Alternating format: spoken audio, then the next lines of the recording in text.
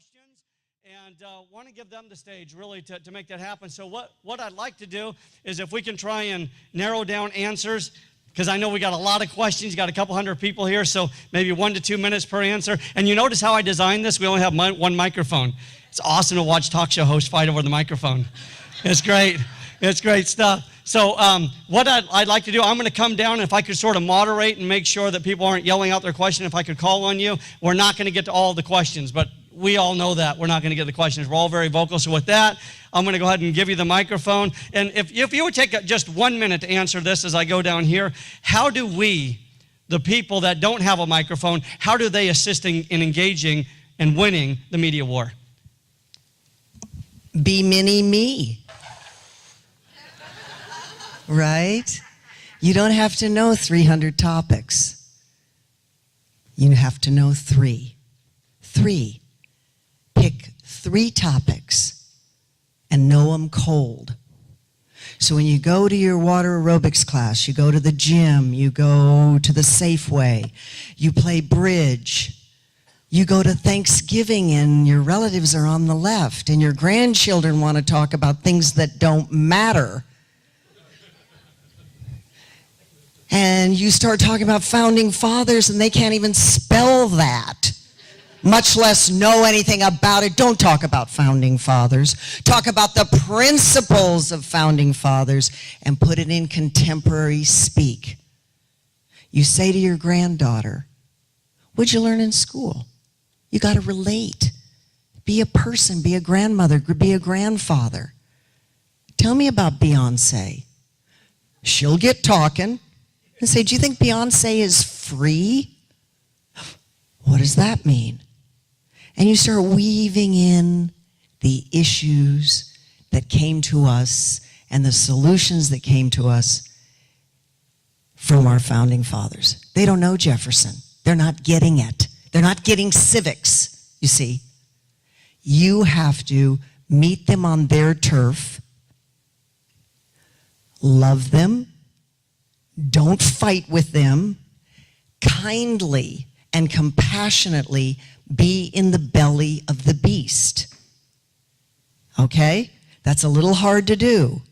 Have them come into the bosom of your knowledge about issues, the Constitution, and you don't have to do 300 topics. Learn 3. If your passion is Common Core, learn the state of education K through 12 so cold that your granddaughter, when she asks you a question, you'll be able to answer like that, being pithy. If you want to talk about immigration, learn it cold. You want to talk about privacy, learn it cold. That's a start. Families, bridge games, golf courses, water aerobics, Safeway. Don't preach to the choir. Get in the belly of the beast.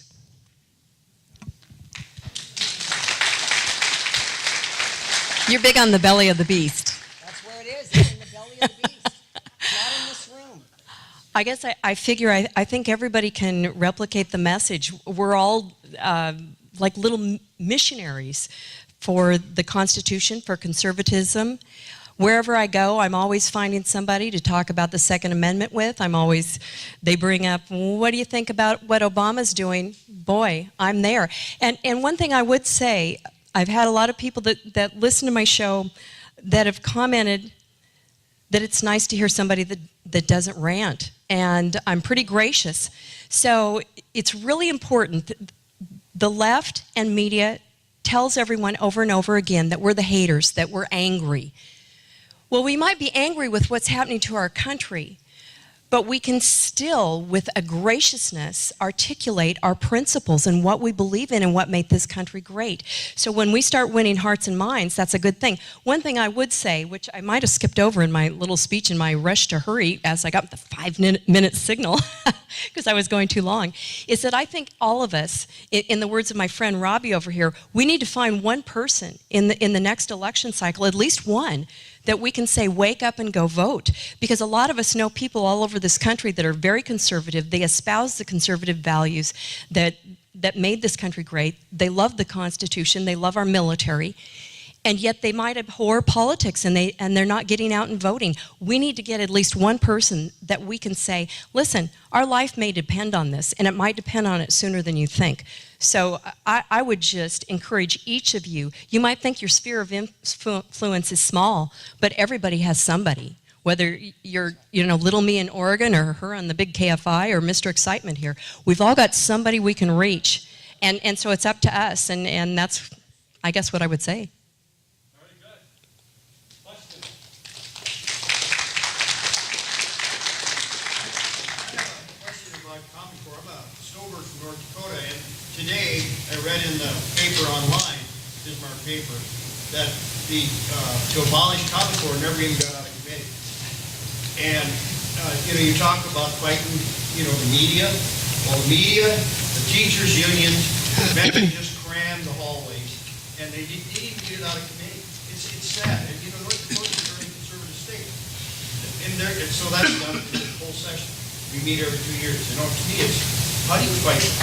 I mean, the union's strong, very strong. And all the newspapers, there's not a lot of them because it's a small state. They're all for, Common Core. But you should have seen the social media, the people that were against it, people like me. Well, and think about it. Wasn't there a Super Bowl commercial about a puppy that got run off the air because the effect of that commercial that was leaked on YouTube went wild, and everybody said, no, we can't do that to a golden retriever puppy. How the puppy, did the cross-country trek home only to be held by the mom that said, good, I just sold you on eBay. So what I would say is puppies are nice. Everybody loves puppies, especially Goldens. But what we're talking about is the future of American kids and what they believe in this country, which is, we've got somebody at the helm that I would say is a Marxist in the White House, quite frankly. And so we've got to have overwhelming numbers that are heard. And so it might seem like not much now. Keep at it. Keep doing the social media. Keep encouraging your grandkids to get on social media. I'm going to be teaching some kids, not to self-tout, but starting some teens that are starting something called Teen Pact. It's going on throughout the nation where kids that are mostly kids of faith want to learn how to be civic leaders and protecting the Constitution, leading the future. They asked me if I would help teach a class once a week. I said, you bet. I can't think of anything better than helping mentor kids that love the Constitution in America.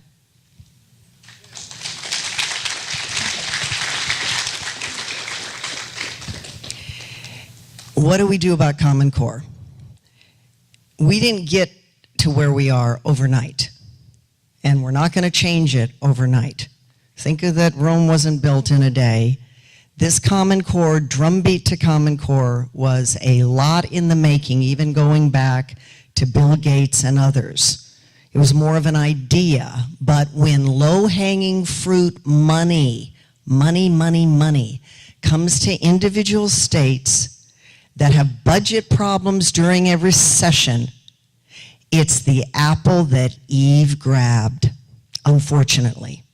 Now,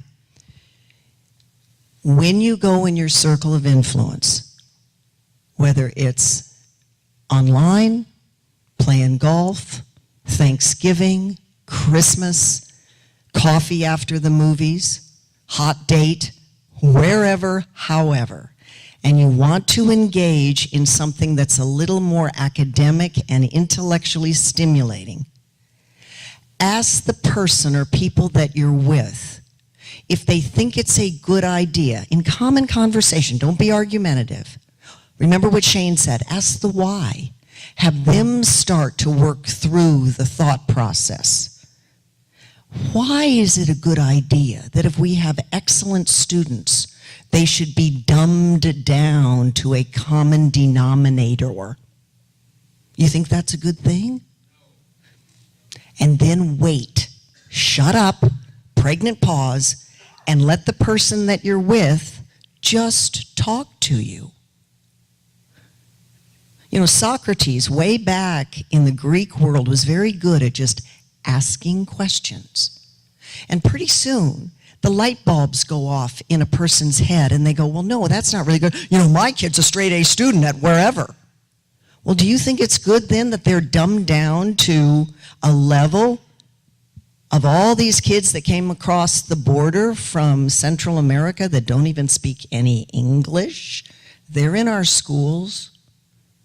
This last fall, they entered K through 12. You think that's a good thing? You see where I'm going with it? It's a process. It's a methodology. Not to take them on and punch them in the head with your arguments. Bring them into the bosom of knowledge, because you know what? You're going to know more about it than they will. And you do it one listener at a time.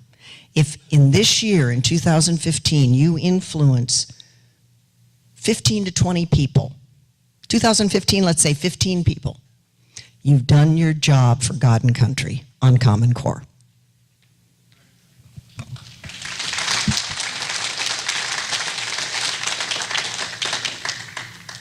My name is Mark Del Maestro. Hi, Mark. I'm a combat Vietnam veteran, Thank you. but more than that, I am an American patriot. Thank you, thank But you. even more than that, I believe in God, and I'm not ashamed or afraid to say it. Loud and clear, I believe in God. I have a request of you, that when you refer to combat veterans, when you say post-traumatic stress, you leave off the disorder. Because post-traumatic stress in a combat veteran is God's way of making sure war will never become a sport. So we're not disordered. It's the price of freedom that we must carry. And I'll ask of you, if you mention post-traumatic stress, would you leave off the disorder? Bravo. You know, that comes from the psychological community, and it's fairly recognized in the vernacular. But that's a very good point, and I'm going to remember that after tonight. Thank you. Yes, ma'am.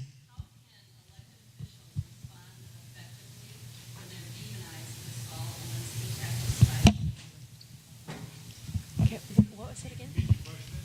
When they're demonized with Saul Alinsky. How can elected officials respond effectively when they're demonized with Saul Alinsky tactics by the media? Did everybody hear the question?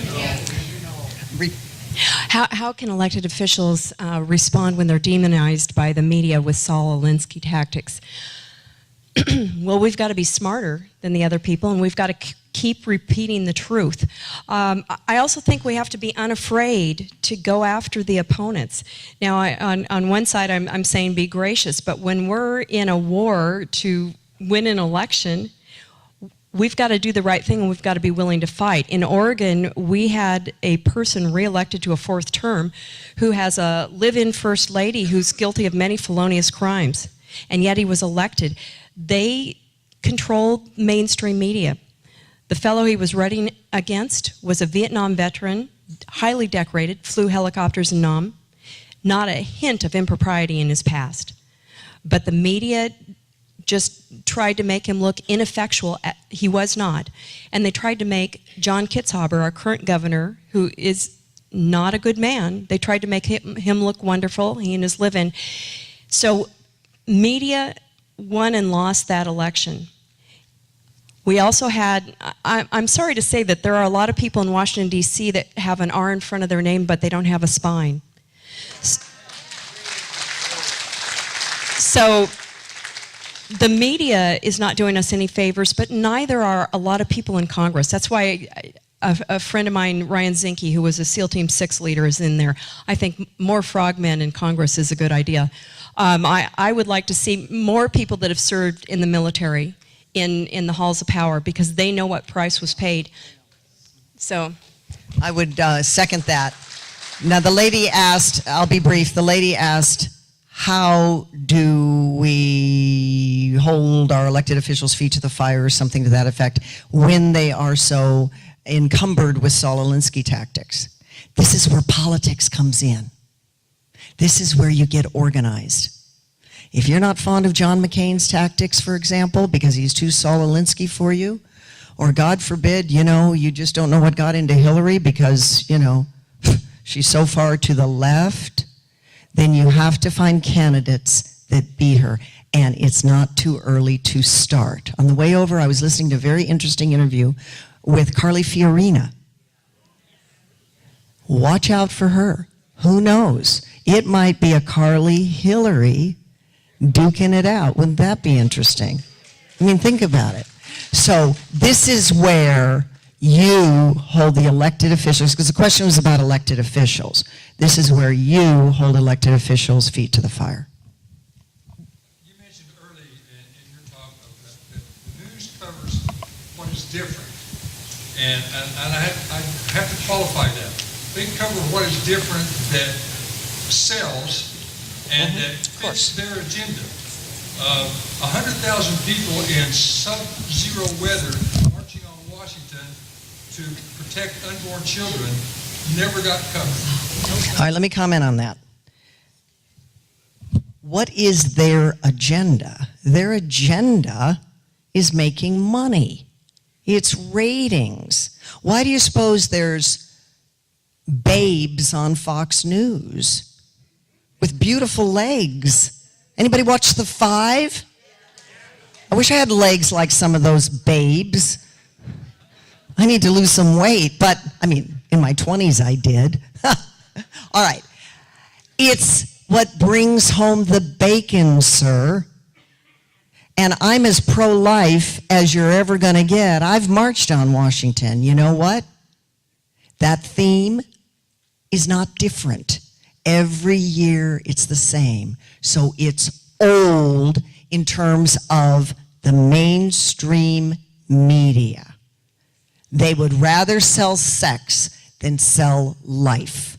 So when I say what's different, it's how do we push the envelope to an area where we can grab them again. So they will watch, so our advertisers advertise with us. And in a cycle of 24/7, there's a lot of airtime for a lot of things that don't matter, including the debriefing from the Super Bowl. Oh my God, we have a budget that Obama wants to spend more money on. But that's not what you heard Monday, Tuesday, and here we are Wednesday night. I mean, we're still hearing of beast mode. You know what I'm saying? Too much emphasis on sports is something that we ought to pay attention to as well. We're losing our children to sports. Oh my God. Oh my God. Tomorrow night I'm giving a talk on higher education and how that, in my humble opinion, will be the next bailout for the U.S. taxpayer, regrettably. Okay, this is for the two of you, and I will try to project my voice. I hope everybody can hear me. I can hear you. Okay, good. This next week, the State House is going to be voting on two bills that will be able to get rid of common core here in Arizona, if they have. And I know to even get some of those bills out of the Education Committee, there was one of the people that voted against getting it out that was inundated in their district with educators talking to them. So I'm hoping it will get out that those that are against Common Core will inundate your legislators in the House with telling them to vote to get rid of Common Core. And the question is, Will you please let your listeners also hear that on your radio show? certainly, yes, a Common Core is not something that the Department of Education, Diane Douglas, can do. She took an oath to uphold the state of Arizona's laws. State of Arizona has Common Core in its law. Maybe you voted for her, but, and she's on the right side of the issue. But she can't do it. Our lawmakers need to do it. And when Governor Brewer signed it into law, it was the apple because it was low-hanging fruit. It's called money.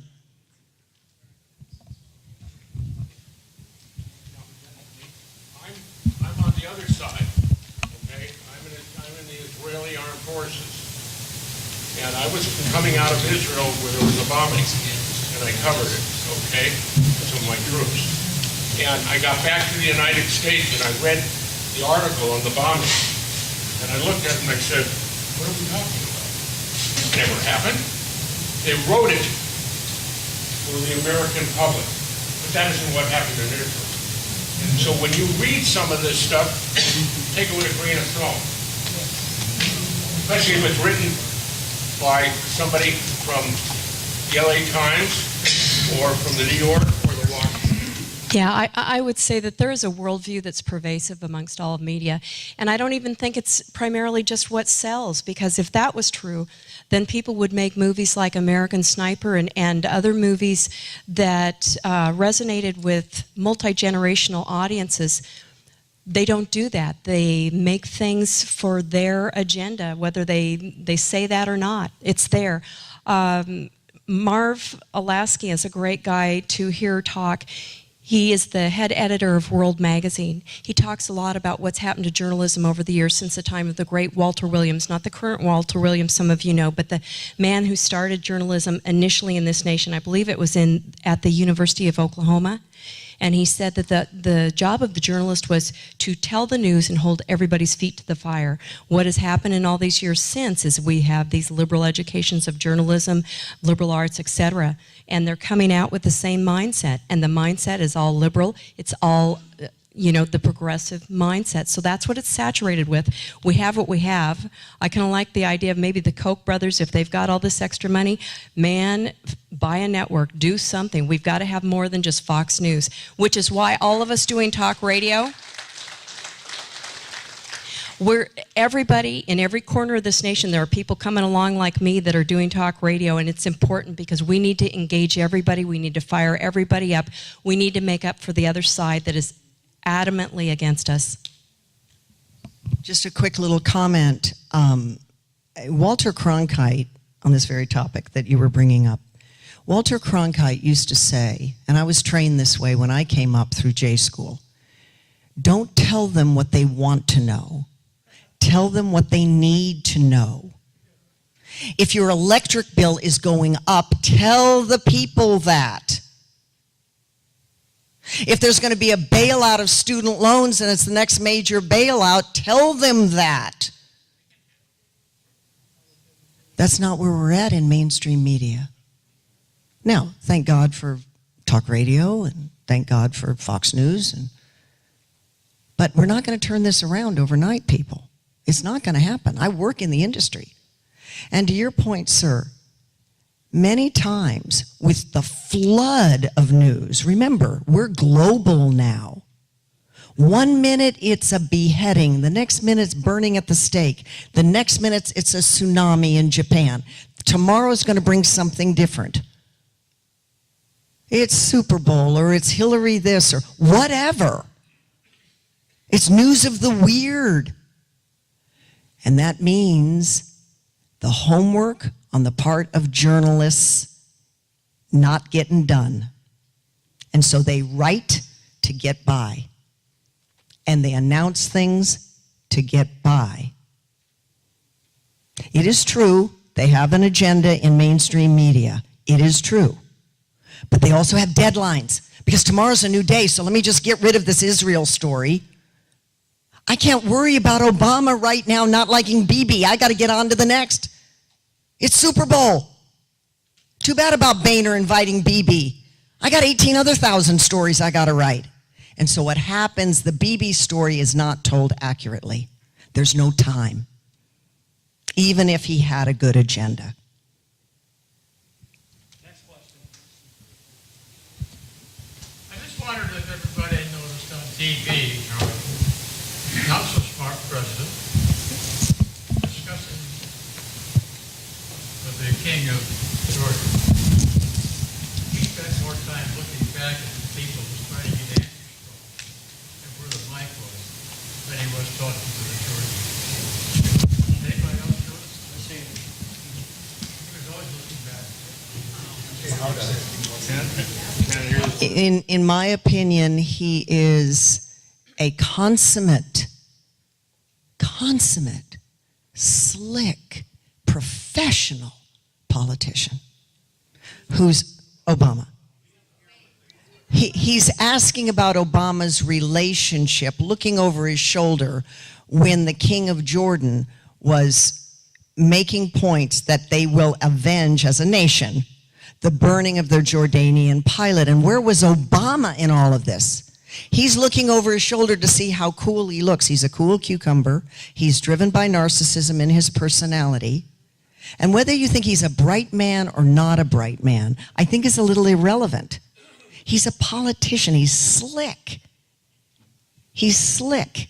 It's all about his legacy. So why should he get into this whole thing with the Middle East? He would rather coast for 2 years. He won't even call terror terror. That's what we have. Last question here. He will call terror terror. He just won't say Islamic terror. But he will say the word terror. He called it this organization. Rarely does he use that word. Okay. Christians are a great voting bloc. Yes. We need them. And we need pastors to speak out against issues that are biblical. Yep. I have a pastor that does.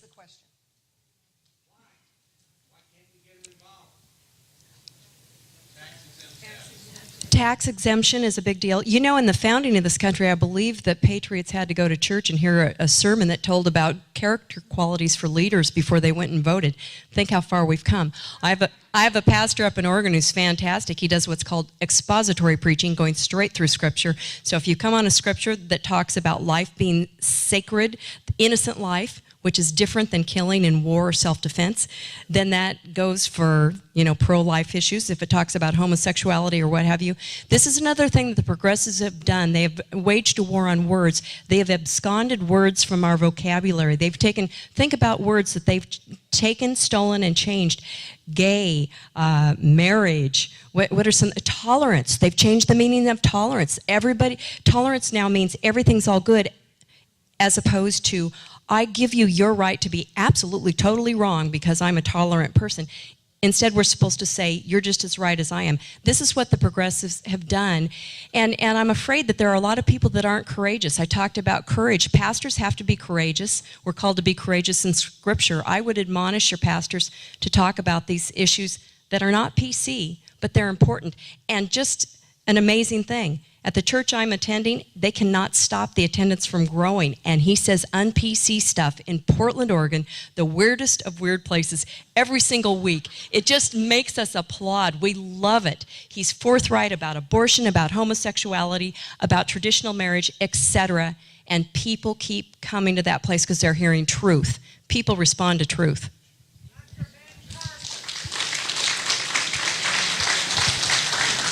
I'm not a pastor, but I'd like to play one on TV sometimes. Here's the conflict as I see it. We have many vexing issues, many of which are over the pay grade of many pastors. Now, I would like to hear a pastor that stands up at the pulpit and says, the Middle East is over my pay grade. However, we have to work within two things, justice and mercy, because both of those are Christian, Judeo-Christian. And here is examples from Scripture which addresses mercy and justice. The problem, ladies and gentlemen, if I was the pastor, is that we have become too merciful about everything.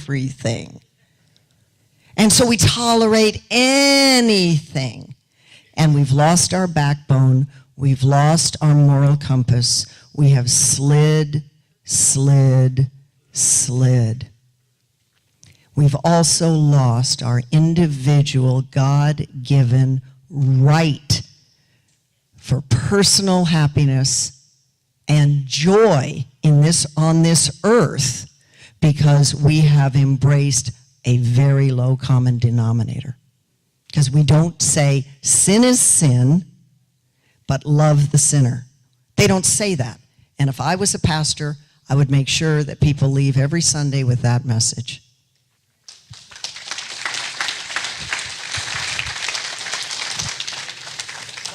that was the last question, but when I came up to the stage, this young man says, I have a question.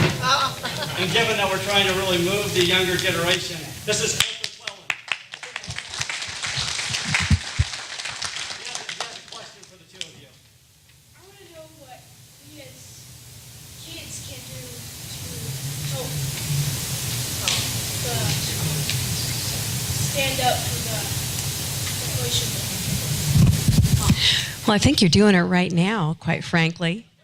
You must have great parents. I would say know your history, keep learning, keep studying the Declaration of Independence and the Constitution. I had a dad that challenged me nightly on what I was learning. He taught me to think critically. That's really important. You need to ascertain the worldview of those that teach you so that you can know where they're coming from. That way you can go to any institution, be it Christian or secular or what have you, and you can see through what they're teaching you to the precepts. You've got to have your arguments down before you get to those stages. But I would tell you to keep doing what you're doing. Make sure that you're mentored by people, maybe people like Shane, people that are in office that you look up to. Ask your parents questions, ask your grandparents questions. Get to know some veterans. I'm telling you, the veterans know their history. They know this country, they know its founding documents. I would continue on what you're doing. I think that's fantastic. What grade are you in? 4th grade. And you're homeschooled.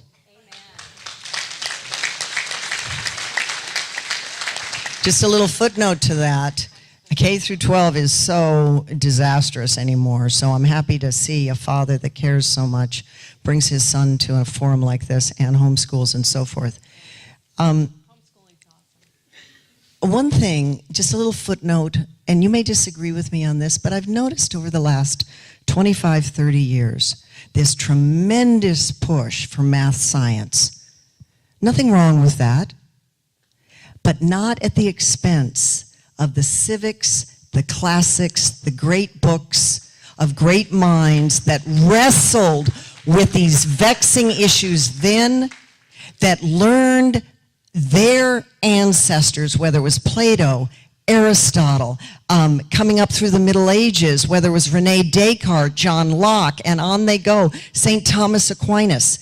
If we do not teach the issues of the human condition, and we just teach math sciences,